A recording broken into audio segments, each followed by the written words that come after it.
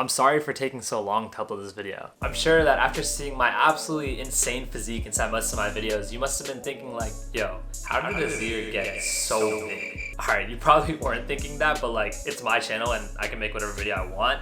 But jokes aside, in today's video, I want to share with you guys what I'm eating on a daily basis to try to get bigger and build muscle as a college student. I'm not only going to show what I eat in a day, but I'm also going to go into specifics about the nutrition associated with each meal, the cost of each meal, and how each meal maximizes convenience. Because let's be honest, besides cost, convenience is arguably the most important factor when it comes to bulking for a college student, because we just don't have time to be stuffing our face all day with food. So to not waste any more time, let's get right into my breakfast. So breakfast for me starts off bright and early. I actually woke up late today, but like, let's just act like you don't know that. So for breakfast, and honestly what I eat in general on a daily basis, I try to keep it pretty consistent because honestly, like, I just hate making decisions about food, and so eating the same thing every single day kind of just works for me. So breakfast every single day into the past year, both at college and at home, has mostly consisted of oats with peanut butter and blueberries, a cup of milk, and also some Greek yogurt. Something a little weird that I do with my cup of milk into the morning is that I actually mix a half cup of oat milk with a half cup of whole milk, and I do this just because I try to limit my consumption of cow milk, and as you'll see later into the day, I consume cow milk again into my smoothie. But anyways, to get into a bit of nutrition about this meal comes to about 760 calories according to when I put it in MyFitnessPal, and the portions and macronutrients associated with each item inside my breakfast are shown as such. When it comes to the cost of this meal, the cost for me personally is around $3, but you could easily make this meal like $1 meal if you just substitute some of the higher quality products that I use for like Walmart quality products. For example, like I use oat milk, grass-fed milk, grass-fed yogurt, organic blueberries, but if you just like get the basic products for each of these items, then it'll definitely be cheaper. The reason I decided to make a switch to these higher quality products is because I just started to learn a little too much about the food industry and FDA in America, and it kind of just traumatized me, but like, that's a whole other conversation. So I find this meal for breakfast to literally be one of the most convenient and time efficient meals possible because it requires like no level of cooking, and it takes like 5 minutes to put the meal together. Like, it straight up does not get any easier. Moving on, after breakfast, I usually drink a cup of coffee or like any form of caffeination, and I also eat an apple as a pre-workout snack. There's not really much to say about this part of my day of eating, but in case you're wondering,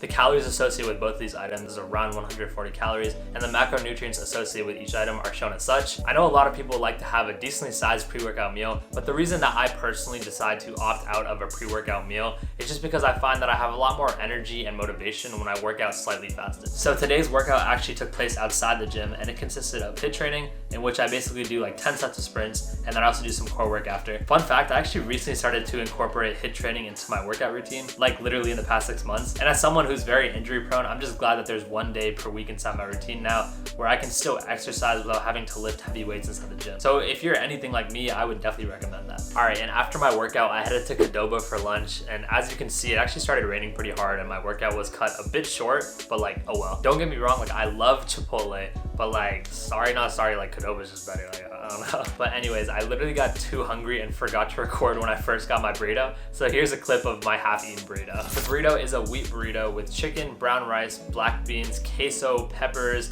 cheese, corn, onions, lettuce, guac, sour cream, and tortilla strips. You cannot forget the tortilla strips. That ingredient alone might just put them on top of Chipotle in my opinion. But let me know down in the comments if you guys have any suggestions for how I should change my order, and please do not say tomatoes. To get into a bit of nutrition about this meal is about 990 calories or about 1,000 calories when I put it into MyFitnessPal, and the macronutrients are shown as such. The cost of this meal was $10.80, which is relatively cheap for eating outside, but like, it still is expensive, and it's definitely the meal that I spend the most on per day. And when it comes to the convenience of this meal, I find this meal to be really convenient when I'm at home because it's only 10 minutes away from my house, so like getting it and coming back literally only takes me 20 minutes, whereas if I were to cook something, I feel like that would definitely take longer. I will admit though that when I'm at college, I find it way more convenient to just eat dining hall food for lunch, and I just try to make sure that I'm getting a good amount of proteins, carbs, and fats during this meal. And up next, basically right before dinner, I made a Weightgainer Shake that consisted of oats, protein powder, avocado oil,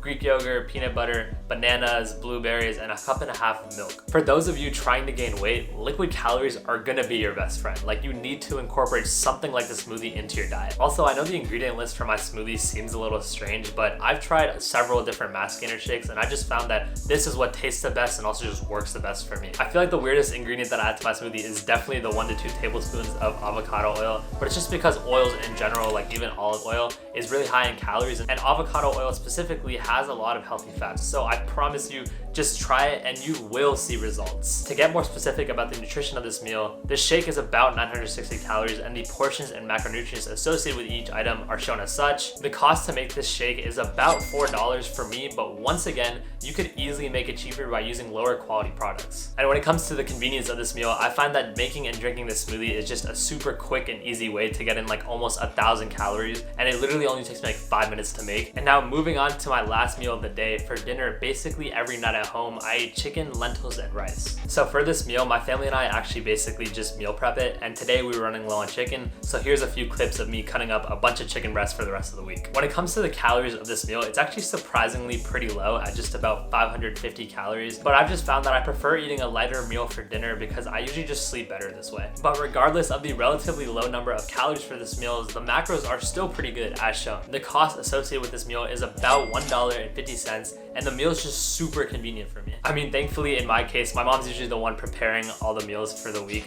but even if I do help, it's literally no more than like an hour of effort for a week's worth of meals. So if you guys can, and if you have a parent around, I would definitely recommend at least trying to meal prep one meal per week, because this way you'll just save a lot of time when making food. And that is literally everything that I eat in a day. The total calories and macronutrients for all my meals are shown as such. I really hope that you guys found this video useful, and if you did, please drop a comment down below. Thank you guys so much for watching, and until next time, peace!